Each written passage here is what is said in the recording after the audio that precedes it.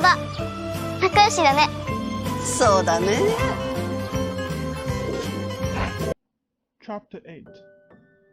We passed a few sad hours until 11 o'clock, when the trial was to commence, my father and the rest of the family being obliged to attend as witnesses. I accompanied them to the court. During the whole of this wretched mockery of justice, I suffered a living torture. It was to be decided whether the result of my curiosity and lawless devices would cause the deaths of two of my fellow beings. One a smiling babe, full of innocence and joy, the other far more dreadfully murdered, with every aggravation of infamy that could make the murder memorable in horror. Justine also was a girl of merit, and possessed the qualities which promised to render her life happy. Now all was to be obliterated in an ignominious grave, and I the cause. 1,000 times rather would I have confessed myself guilty of the crime ascribed to Justine, but I was absent when it was committed, and such a declaration would have been considered as the ravings of a madman, and would not have exculpated her who suffered through me. The appearance of Justine was calm. She was dressed in mourning, and her countenance, always engaging, was rendered by the solemnity of her feelings. Exquisitely beautiful, yet she appeared confident in innocence, and did not tremble, although gazed on and exasperated. She appeared execrated by thousands, for all the kindness which her beauty might otherwise have excited was obliterated in the minds of the spectators by the imagination of the enormity she was supposed to have committed. She was tranquil, yet her tranquillity was evidently constrained, and as her confusion had before been adduced as a proof of her guilt, she woke up her mind to an appearance of courage. When she entered the court, she threw her eyes around it, and quickly discovered where we were seated. A tear seemed to dim her eye when she saw us, but she quickly recovered herself, and the look of sorrowful affection seemed to attest her utter guiltlessness. The trial began, and after the advocate against her had stated the charge, several witnesses were called. Several strange facts combined against her, which might have staggered anyone who had not such proof of her innocence as I had. She had been out the whole of the night on which the murder had been committed, and towards morning had been perceived by a market woman not far from the spot where the body of the murdered child had been afterwards found. The woman asked her what she did there, but she looked very strangely, and only returned a confused and unintelligible answer. She returned to the house about 8 o'clock, and when one inquired where she had passed the night, she replied that she had been looking for the child, and demanded earnestly if anything had been heard concerning him. When she showed the body, she fell into violent hysterics, and kept her bed for several days. The picture was then produced, which the servant had found in her pocket, and when Elizabeth, in a faltering voice, proved that it was the same which an hour before the child had been missed, she had placed around his neck a murmur of horror and indignation filled the court. Justine was called on for her defense. As the trial had proceeded, her countenance had altered. Surprise, horror, and misery were strongly expressed.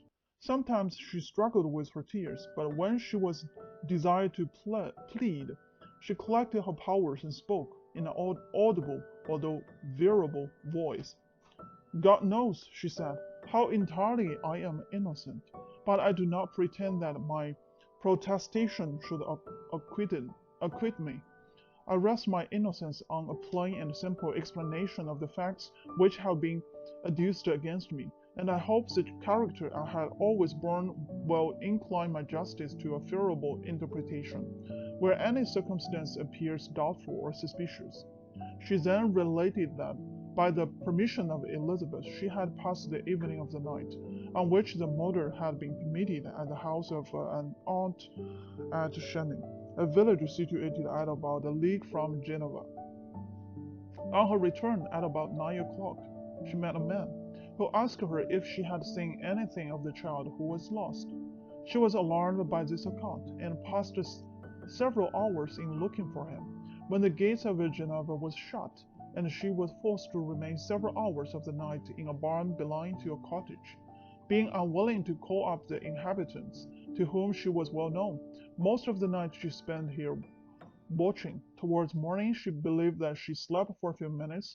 Some steps disturbed her, and she awoke. It was dawn, and she quitted her asylum, and she might against endeavor to find my brother. If she had gone near the spot where his body lay, it was without her knowledge.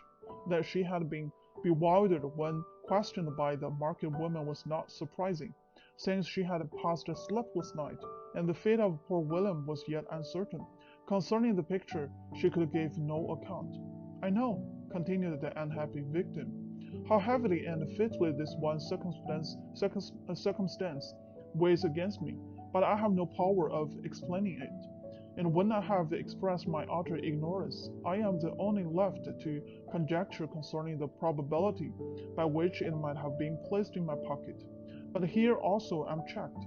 I believe that I have no enemy on earth, and none sure would have been so wicked as to destroy me wantonly. Did the murderer place it there? I know of no opportunity afforded him for so doing, or if I had, why should he have stolen the jewelry, or to part with it against so soon? I commit my cause to the justice of my judges, yet I saw no room for hope. I beg permission to have a few witnesses examined concerning my character, and if their testimony shall not outweigh my supposed guilt, I must be condemned, although I would pledge my salvation on my innocence. Several witnesses were called, who had known her for many years, and they spoke well of her, but fear and hatred of the crime of which they supposed her guilty rendered them timorous and unwilling to come forward. Elizabeth saw even this last resource, her excellent dispositions and irreproachable conduct, about to fail the accused, when, although violently agitated, she desired permission to address the court. I am, said she, the cousin of the unhappy child who was murdered, or rather his sister, for I was educated by, and have lived with his parents ever since, and even long before his birth. It may therefore be judged indecent in me to come forward on this occasion. But when I see a fellow creature about to perish through the cowardice of her pretended friends, I wish to be allowed to speak, that I may say what I know of her character. I am well acquainted with the accused. I have lived in the same house with her, at one time for 5, and at another for nearly 2 years. During all that period, she appeared to me the most amiable and benevolent of human creatures. She nursed Madame Frankenstein, my aunt, in her last illness, with the greatest affection and care, and afterwards attended her own mother during a tedious illness, in a manner that excited the admiration of all who knew her. After which she again lived in my uncle's house, where she was beloved by all the family. She was warmly attached to the child, who is now dead, and acted towards him like a most affectionate mother.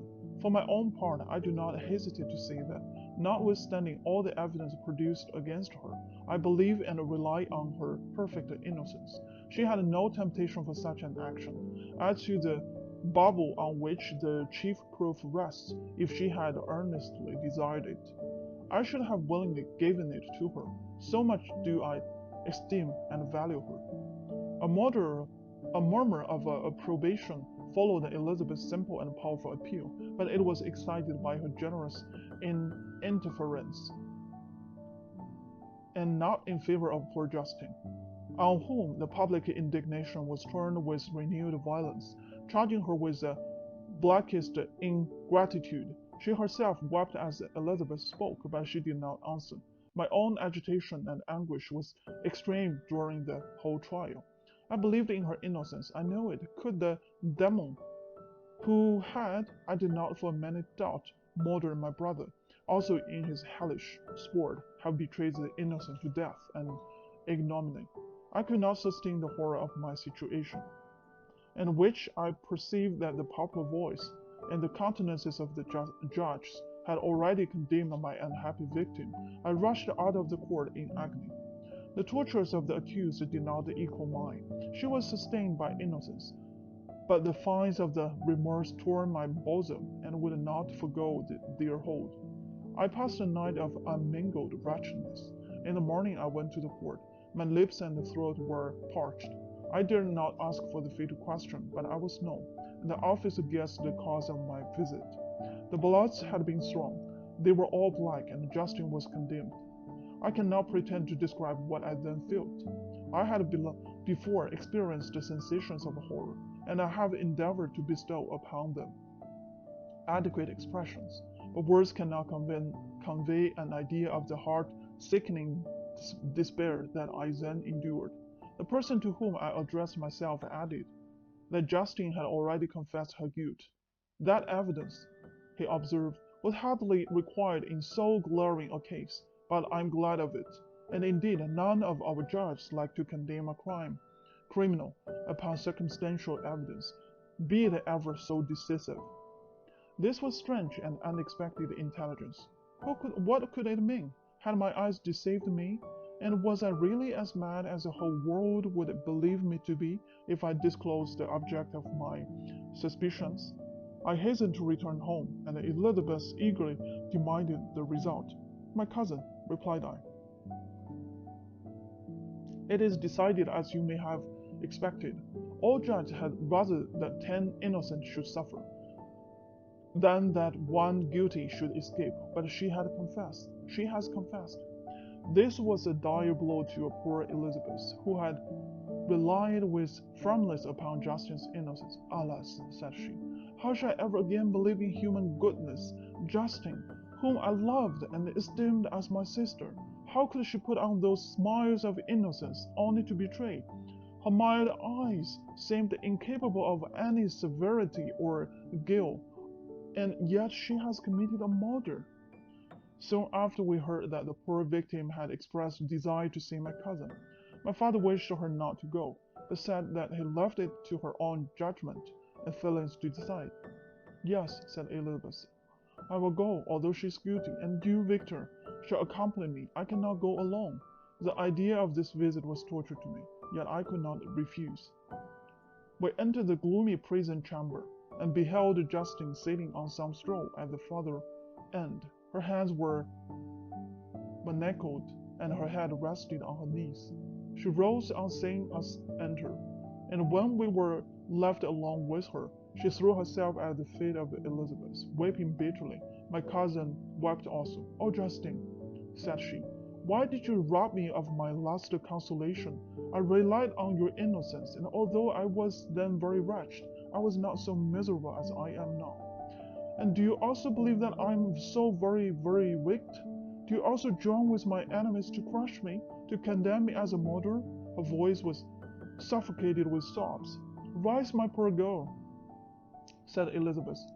Why do you kneel if you are innocent? I am not one of your enemies. I believe you guiltless, notwithstanding every evidence, until I heard that you had yourself declared your guilt. That report you say is false, and be assured, dear Justine, that nothing can shake my confidence in you for a moment but your own confession. I did confess, but I confessed a lie. I confessed that I might obtain absolution, but now that falsehood lies heavier at my heart than all my other sins. The God of heaven forgave me. Ever since I was condemned, my confessor has besieged me. He threatened and menaced, until I almost began to think that I was the monster that he said I was. He threatened excommunication and hellfire in my last moments if I continued obdurate. Dear lady, I had none to support me. All looked on me as a wretch doomed to ignominy and perdition. What could I do? In that evil hour I subscribed to a lie, and now only am I truly miserable. She paused, weeping, and then continued. I thought with horror, my sweet lady, that you should believe your Justine, whom your blessed aunt had so highly honored, and whom you loved, was a creature capable of a crime, which none but the devil himself could have perpetrated. Dear Willem, dearest blessed child, I soon shall see you again in heaven, where we shall all be happy, and that consoles me, going as I am to suffer ignominy and death. Oh, Justine, forgive me for having for one moment distrusted you. Why did you confess? But do not mourn, dear, do not fear. I will proclaim, I will prove your innocence. I will melt the stony hearts of your enemies by my tears and prayers. You shall not die.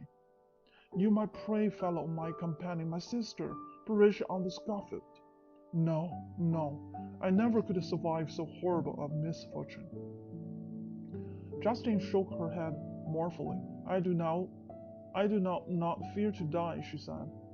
That time is past. God raises my weakness and gives me courage to endure the worst.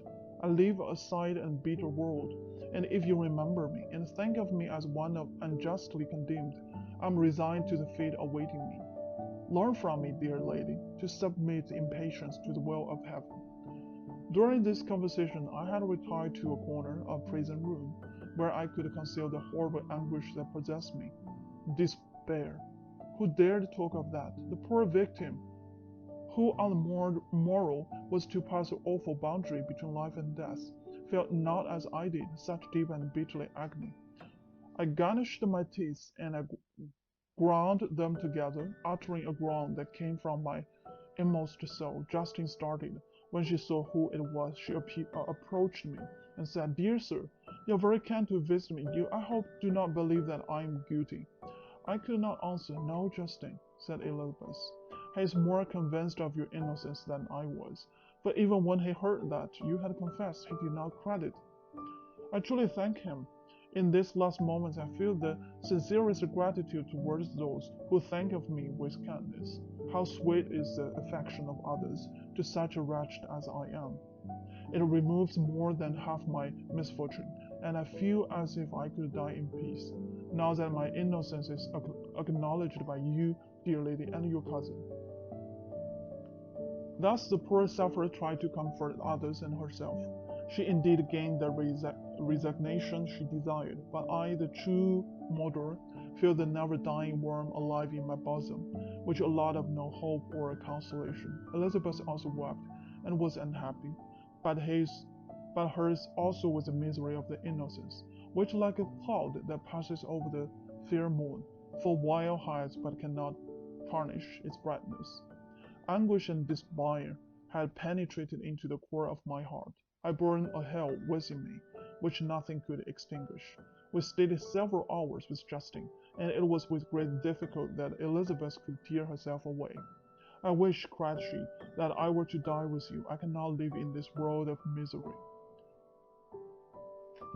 Justine assumed an air of cheerfulness, whilst she with difficulty repressed her bitter tears. She embraced Elizabeth and sighed in a voice of half-suppressed emotion. Farewell, sweet lady, dearest Elizabeth, my beloved and only friend. May heaven in its bounty bless and preserve you. May this be the last misfortune that you will ever suffer.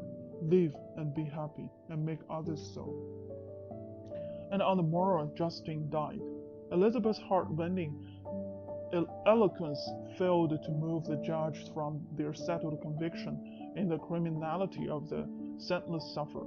My passionate and indignant appeals were lost upon them, and when I received their cold answers and heard the harsh and unfeeling reasoning of these men, my purposed avowal died away on my lips. Thus I might proclaim myself a madman, but not revoke the sentence passed upon my wretched victim.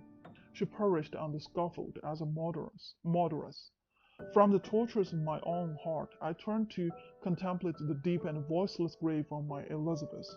This also was my doing, and my father's woe, and the desolation of that late soul-smiling home, and was the work of my thrice accursed hands.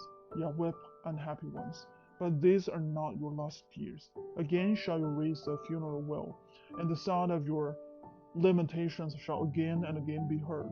Frankenstein, your son, your kinsman, your early much-loved friend, he who would spend each vital drop of blood of your sakes, who has no soul nor sense of joy, except as it is mirrored also in your dear countenances, who would fill the air with blessings and spend his life in serving you. He bides your whip to shed countless tears, happy beyond his hopes, if thus inexhaustible fate be satisfied, and if this destruction pause before the peace of the grave have succeeded to your sad torments. Thus spoke my prophetic souls, as torn by remorse, horror, and despair. I beheld those I loved spend vain sorrow upon the graves of William and Justine, the first helpless victims to my unhallowed arts.